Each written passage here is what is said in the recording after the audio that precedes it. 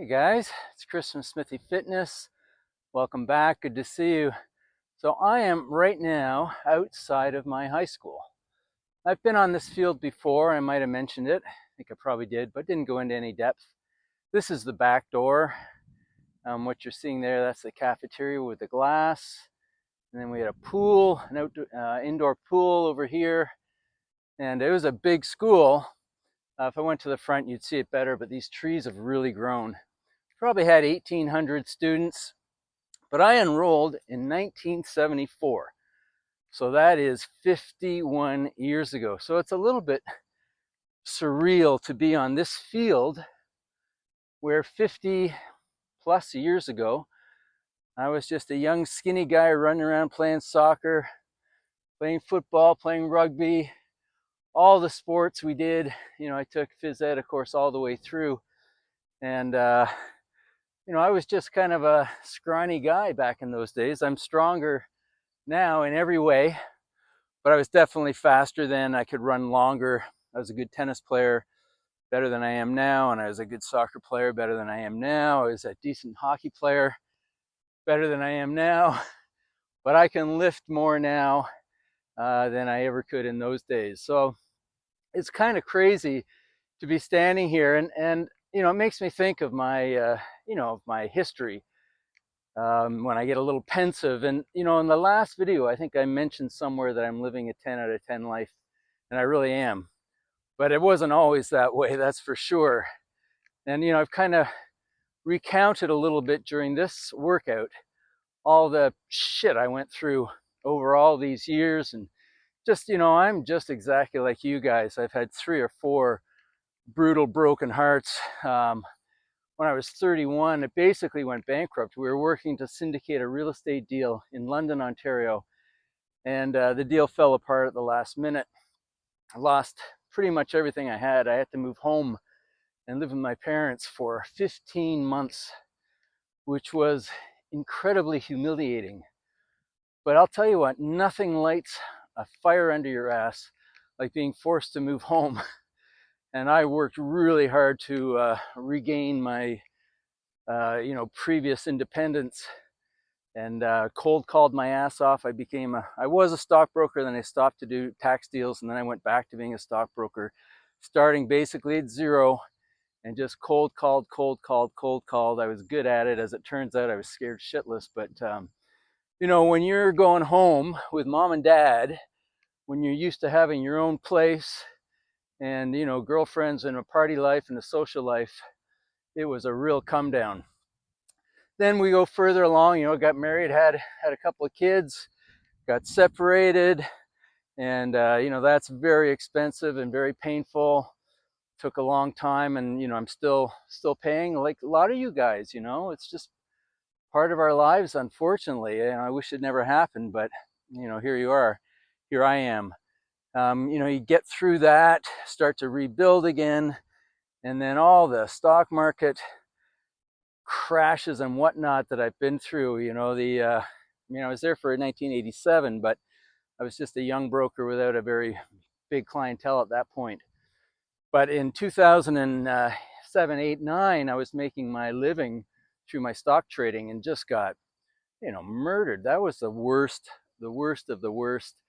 I was thinking, do I have to sell my house? And, what's it going to take to survive this? But, that's the lesson, right? Is you just got to keep punching. You got to keep making the best decisions and stay calm under duress and try to make things work out. And this is what I've always done. Like, no matter what happens, there's always hope. Hope is the greatest of all the emotions, of all the feelings. Hope for the future. Your past does not equal your future, as Tony Robbins says. When things go bad, it's time to get introspective, read some books, get to the gym. That's the one thing that, I had through all of this 50 years from grade 9 up, is the gym. Always worked out or played sports. Always. In 2008, when the market was really crashing bad, I was in a CrossFit phase, just had found CrossFit, And that thing saved my life, man. That was such an exciting time, learning all the skills that you have to be a good CrossFitter. Gymnastic skills, Olympic weightlifting skills, powerlifting skills, and then you got to put them all together. You got to go run a fast mile, a quarter mile, a 10K. I mean, CrossFit makes you do everything. And I really benefited from that, especially at that period of life. And then, it carries on, right? And the kids get older, and your expenses get higher. And now one of my daughters at college, and that's an expense. And my boy's out on his own, but I'm helping him a bit. And this is the story of life. But we keep pushing forward, keep pushing on. And I'll tell you, at 65, when you take a breath and you look back, if you've been consistent, you will look back at some real victories that have come from a real low point.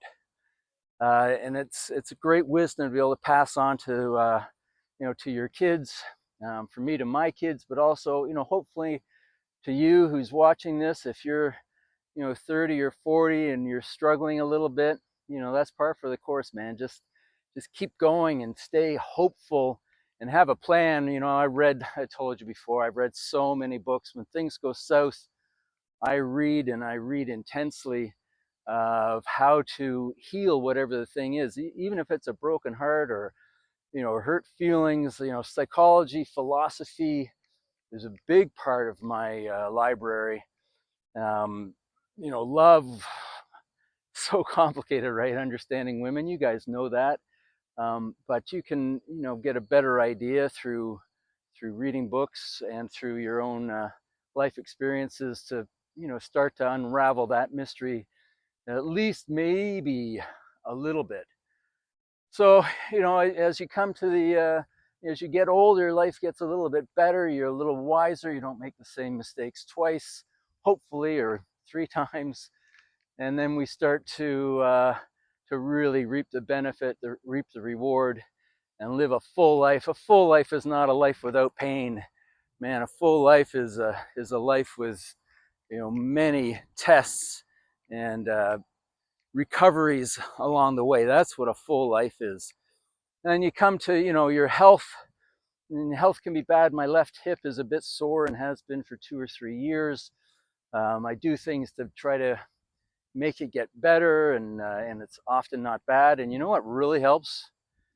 Barefoot on the grass. For my hip, I am telling you, the grounding really reduces the inflammation that is running through my hips, or through my left hip in particular. So there's all these things that we learn as we move on in life. And all I can say, guys, is stay optimistic, stay hopeful, make plans, do them the best you can, and learn from the inevitable problems, downfalls, disasters that may befall you. But if you're like me, you'll get to go to your high school 51 years later and go, you know what? I've done okay. That little kid at 14, I think he'd be pretty happy to be this guy at 65. All right, guys, that's it for today. Take care. I'll see you in the next one.